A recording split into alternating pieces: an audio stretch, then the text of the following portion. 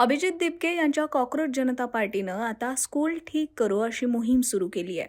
15 ऑगस्टपासून ग्रामीण भागातल्या शाळा सुधारण्यासाठी सीजेपी पुढाकार घेणार आहे. स्वातंत्र्यदिनी आपल्या मूळ गावी हिंगोलीतून अभिजित दिपके हे स्कूल ठीक करो या आंदोलनाचा श्री गणेशा करणार आहेत. याविषयी माध्यमांशी बोलताना त्यांनी सविस्तर माहिती दिली आहे. पाहूया.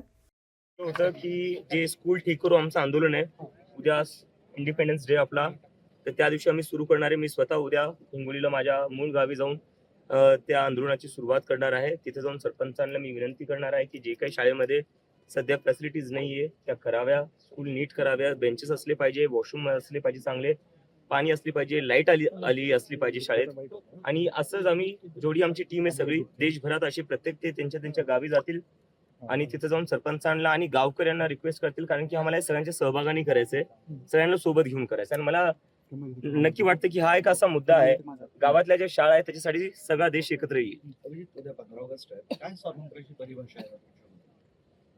स्वातंत्र्याची परिभाषा माझ्यासाठी तर हीच आहे की जो गावात मुलगा मुलगी शिकतीये, जोपर्यंत त्यांना पूर्ण आणि फॅसिलिटीज नाही भेटत, तोपर्यंत मला कुठं ना कुठं वाटतं की 80 वर्षानंतरही आपण ते स्वप्न पूर्ण नाही करू शकलो, जे डॉक्टर बाबासाहेब आंबेडकर असो, जवाहरलाल नेहरू असो किंवा महात्मा गांधी असो यांनी पाहिलं होतं.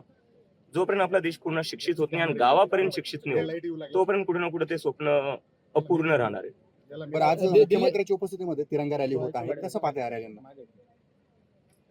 झाली पाहिजे. आता तिरंगा रॅलीवर काय, झालीच पाहिजे. ती स्वातंत्र्य दिवस आहे उद्या आपला, ते झालंच पाहिजे. पण कुठे ना कुठे शिक्षणावरही थोडं लक्ष दिलं पाहिजे. कधीपर्यंत आपल्या गावाकडचे, म्हणजे आता सगळ्यात जास्त महाराष्ट्रातनं व्हिडिओ येत आहेत जे लहान मुलांचे येत आहेत.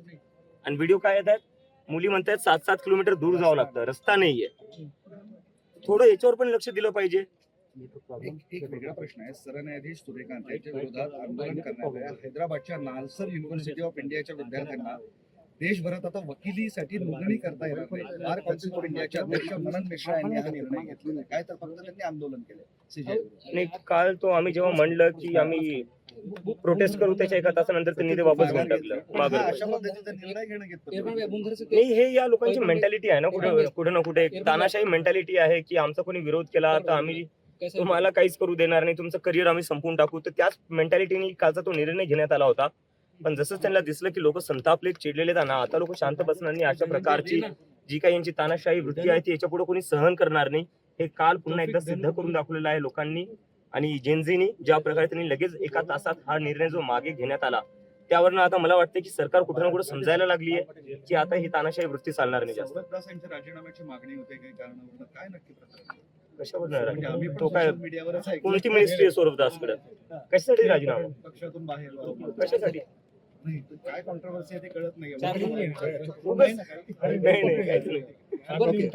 सीजेपीची बैठक होती दिल्लीत, त्यावेळेस तुम्हाला हॉल उपलब्ध करून दिला होता, दबाव टाकणार होता, नेमकं काय होतं? नाही, आम्ही 7-8 हॉल्स पाहिलेत पण कोणीच हॉल द्यायला तयार नव्हतं. कारण हे सांगत होते की तुम्हाला हॉल दिला तर आम्हाला आधीपासून धमक्या भेटल्या की हॉल द्यायचा नाही सीजेपीला. पण सकाळी त्यांनाही धमक्या येणं सुरू झालं की जर तुम्ही सीजेपीचा आज कार्यक्रम इथं होऊ दिला तर तुम्हाला उलट टांगू आम्ही. तर अशा प्रकारच्या दडपशाही धमक्या हे तर म्हणजे काही नवीन नाहीये.